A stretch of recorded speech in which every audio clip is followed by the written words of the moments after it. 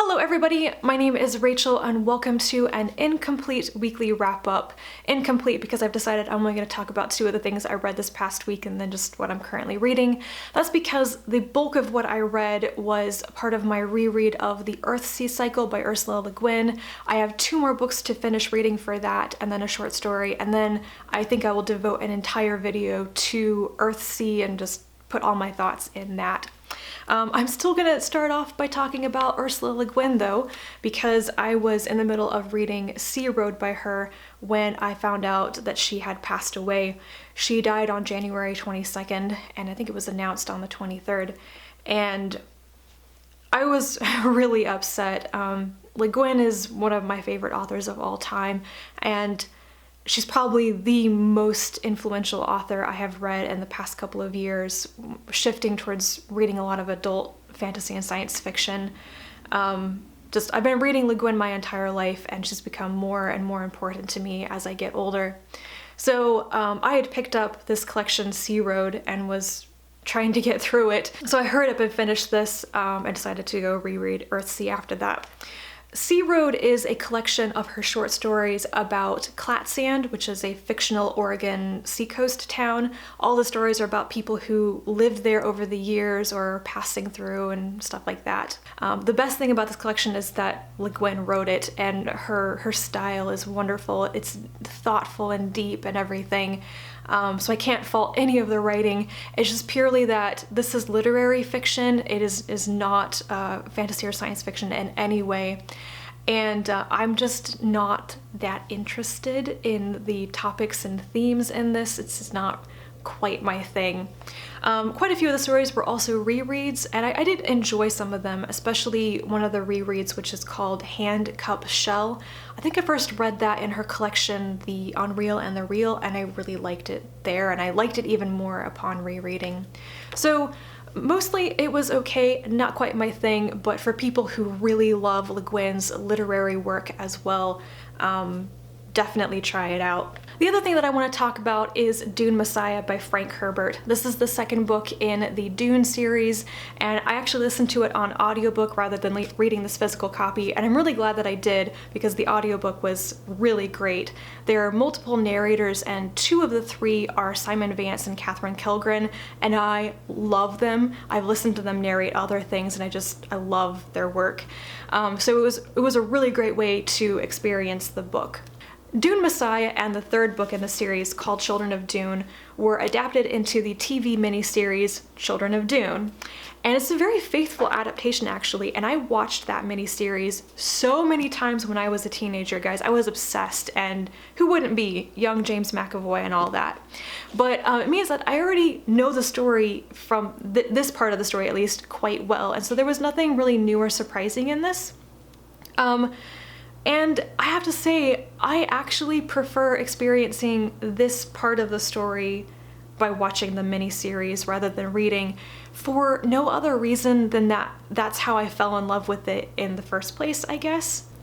So this is about 15 years after the end of Dune, I believe. Paul Atreides is emperor of all humanity. He's consolidated all the worlds under his rule in ways that do not make him super popular with his enemies. And this book mainly concerns two things: a conspiracy against him, like an assassination attempt or people trying to undermine his efforts to achieve his vision of the future. Paul Atreides actually has visions of the future, and there's something he's working towards.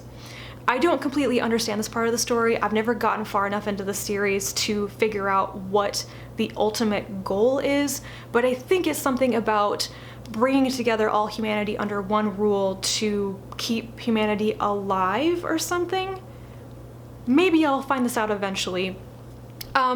So Paul feels very trapped in his role as Muad'Dib, and I don't think he really likes things that have been done in his name, but he needed them to happen. And the other part of this book is about the issue of his heir. He has no children, and his wife in name only, Irulan, wants to have his children, but he has sworn she will never bear his children because, well, she's the daughter of the previous emperor, and he only married her to legitimize his own rule somewhat, and he doesn't want like her bloodline, her family to have anything to do with his children. He wants his Fremen concubine Chani to have his children. She's the love of his life, but she's been unable to conceive because, oh yeah, Irulan's been poisoning her. There are also a couple of things in the book that did not make it into the adaptation, and I'm thankful for that. In particular, there are some ways that Alia, Paul's much younger sister, is talked about and treated, and basically her role as a woman, which I wasn't very comfortable with. In particular, there's this one scene, which is in the miniseries, so you can see how they diverge here. It's a scene where she's completely naked and doing this practice fighting thing against a machine, and she's beating all the levels. And in the miniseries, this scene kind of, it establishes her mania and her instability. She's a character who's destined to eventually go mad. In the book, this scene is actually, a lot more of it is about men watching this naked teenage girl fight athletically and then commenting on her body and the fact that, hey, she's like a woman now and she's post-puberty. And literally somebody turns to Paul and says, have you looked at your sister recently? You need to find her a mate. And just barf, barf, guys. There isn't a lot of it, but I have to say I'm much more comfortable with Alia's role in the story when she's aged up and not when she is a minor and a teenager and everything. So don't even get me started on the Duncan Idaho thing. I mean, didn't he die before she was actually born and now she gets married to him when she's 15? Like, ugh. Anyway. I'm actually really looking forward to getting to Children of Dune, the next book on audiobook, as I hope it'll be just as good on audio as Dune Messiah was. And then I will probably go watch the miniseries again. I'm going to leave it there because I cannot talk today. I cannot put my thoughts into words. I'm getting very tongue-tied and frustrated, so that's it. Very briefly, what I plan to read this coming week, I will finish my reread of the Earthsea cycle with Tales from Earthsea, which is the story collection, and then the final novel, which is The Other Wind, and then I will get to the story that comes after this called Daughter of Odrin, I believe, which I've never read before, and I'm very excited to finally get to that.